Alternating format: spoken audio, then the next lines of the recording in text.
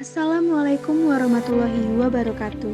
Perkenalkan, kami dari kelompok 7 mata kuliah Analisis Laporan Keuangan akan memaparkan materi dengan judul Komponen Laporan Keuangan Pemerintahan. Kelompok kami beranggotakan yang pertama Masalita Jayanci, kedua Ansuela Ayu Ramadana, yang ketiga Meisa Aulia Jumarnis.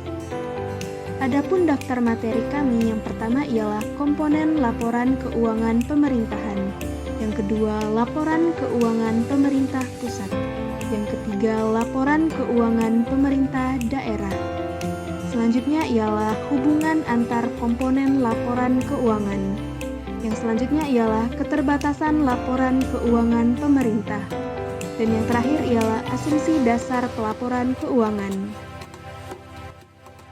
Baiklah, langsung saja materi yang pertama ialah komponen laporan keuangan pemerintahan. Komponen yang pertama ialah laporan realisasi anggaran. LRA merupakan salah satu komponen laporan keuangan yang menyajikan informasi tentang realisasi dan anggaran entitas pelaporan secara tersanding untuk suatu periode tertentu. Komponen yang kedua ialah laporan perubahan saldo anggaran lebih. LPSAL menyajikan pos-pos 1. Saldo anggaran lebih awal, 2. Penggunaan saldo anggaran lebih, 3. Sisa lebih kurang pembiayaan anggaran tahun berjalan, 4. Koreksi kesalahan pembukuan tahun sebelumnya, 5. Lain-lain, 6. Saldo anggaran lebih akhir. Komponen yang ketiga ialah laporan operasional. LO merupakan laporan keuangan yang menyajikan pos-pos. 1. Pendapatan LO dari kegiatan operasional. 2. Beban dari kegiatan operasional. 3. Surplus atau defisit dari kegiatan non-operasional. 4. Pos luar biasa dan 5. Surplus defisit LO. Komponen yang keempat ialah laporan perubahan ekuitas. LPE merupakan laporan keuangan yang menyajikan pos-pos 1. Ekuitas awal, 2. Surplus defisit LO, 3. Koreksi yang langsung, menambah ataupun mengurangi ekuitas, dan yang terakhir ekuitas akhir. Komponen yang kelima ialah neraca. Neraca menggambarkan posisi keuangan suatu entitas pelaporan mengenai aset, kewajiban, dan ekuitas pada tanggal tertentu. Adapun pos-pos yang disajikan, kas dan setara kas, investasi jangka pendek, piutang pajak dan bukan pajak, persediaan, investasi jangka panjang, aset tetap, kewajiban jangka pendek dan jangka panjang, dan ekuitas. Komponen yang keenam ialah laporan arus kas. LAK merupakan laporan yang menyajikan informasi mengenai penerimaan dan pengeluaran kas selama periode tertentu. Tujuannya adalah untuk memberikan informasi tentang 1. Sumber penggunaan perubahan kas dan setara kas selama suatu periode akuntansi. 2. Saldo kas dan setara kas pada tanggal pelaporan. Komponen yang terakhir ialah catatan atas laporan keuangan. CLLK menguraikan berbagai hal yang dianggap penting yang telah mempengaruhi penyajian komponen-komponen laporan keuangan yang apabila tidak dijelaskan akan dapat menyesatkan pembaca laporan keuangan pemerintah. Selanjutnya, materi yang kedua ialah laporan keuangan pemerintah pusat. Adapun komponen-komponen laporan keuangan pemerintah pusat adalah sebagai berikut. 1. Laporan pelaksanaan anggaran yang terdiri dari laporan realisasi anggaran dan laporan perubahan SAL. Kedua, laporan finansial yang terdiri dari neraca, laporan operasional, laporan perubahan ekuitas, dan laporan arus kas. Dan yang terakhir ialah catatan atas laporan keuangan. Selanjutnya, materi yang ketiga ialah laporan keuangan pemerintah daerah. Komponen laporan keuangan pemerintah daerah meliputi 1. Laporan realisasi anggaran, 2. Laporan perubahan saldo anggaran lebih, 3. Laporan operasional, 4. Laporan perubahan ekuitas, 5. neraca, 6. Laporan arus kas, 7. Catatan atas laporan keuangan. Selanjutnya, materi yang keempat ialah hubungan antar komponen laporan keuangan. 1. Laporan realisasi anggaran dan laporan arus kas. Laporan realisasi anggaran disusun berdasarkan basis kas yang ada pada laporan arus kas. Perbedaan utama di antaranya adalah disajikannya transaksi non-anggaran di LAK tetapi tidak disajikan di LRA, dan terdapat perbedaan klasifikasi anggaran karena perbedaan tujuan pelaporan.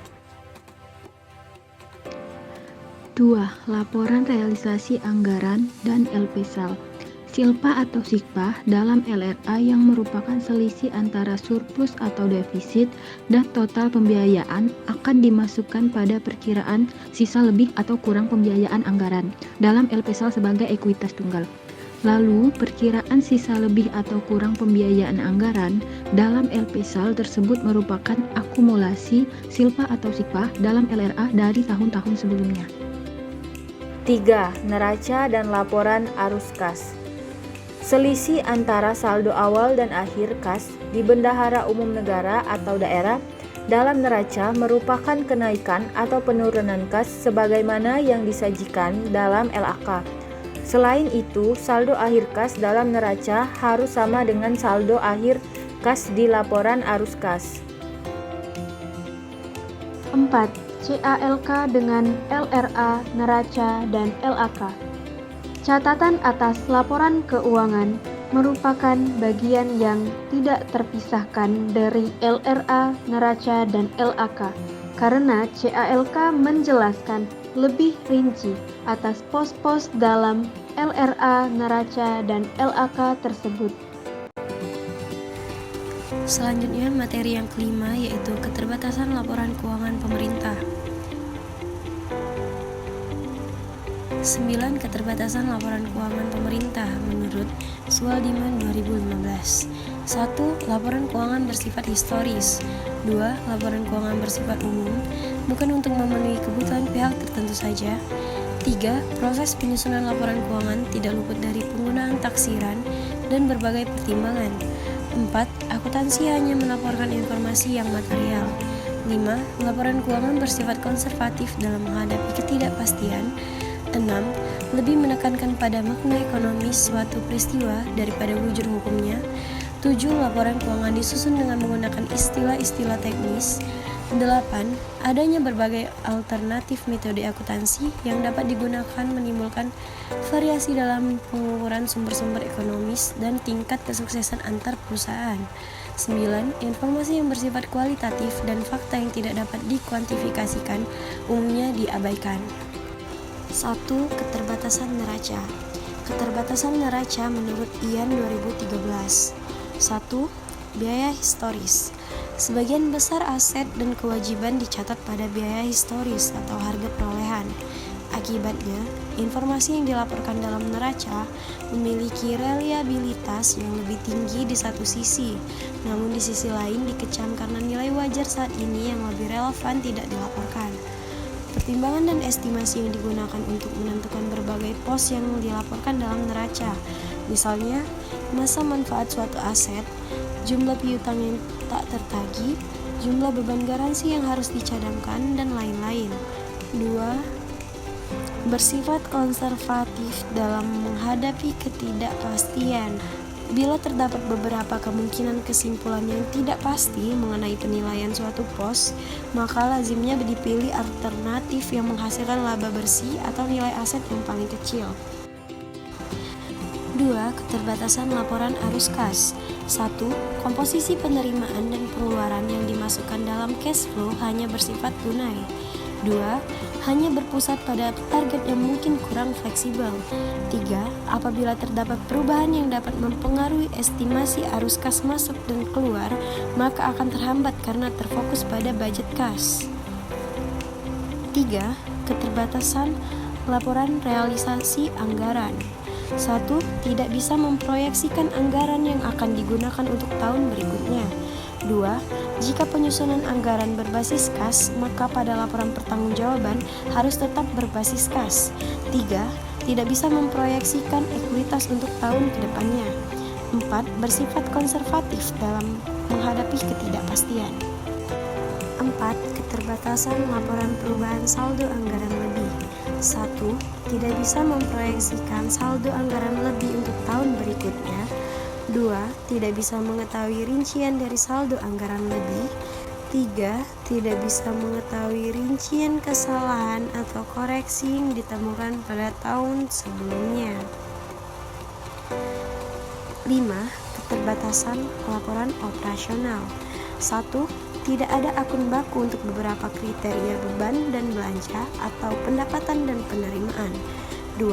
Belum terintegrasi sepenuhnya antara sistem anggaran dengan sistem akuntabilitas kinerja. Selanjutnya, materi yang terakhir yaitu asumsi dasar pelaporan keuangan.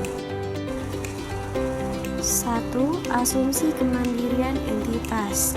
Berarti bahwa setiap unit organisasi dianggap sebagai unit yang mandiri dan mempunyai kewajiban untuk menyajikan laporan keuangan sehingga tidak terjadi kekacauan antar unit instansi pemerintah dalam pelaporan keuangan. 2. Asumsi kesinambungan entitas. Laporan keuangan disusun dengan asumsi bahwa entitas pelaporan akan berlanjut keberadaannya. Dengan demikian, pemerintah diasumsikan tidak bermaksud melakukan likuidasi atas entitas pelaporan dalam jangka pendek. Dan yang terakhir, asumsi keterukuran dalam satuan uang.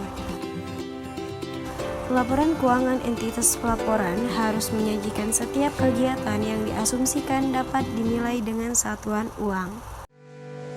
Mungkin itu saja yang dapat kami sampaikan. Sekian, terima kasih dan sampai jumpa lagi.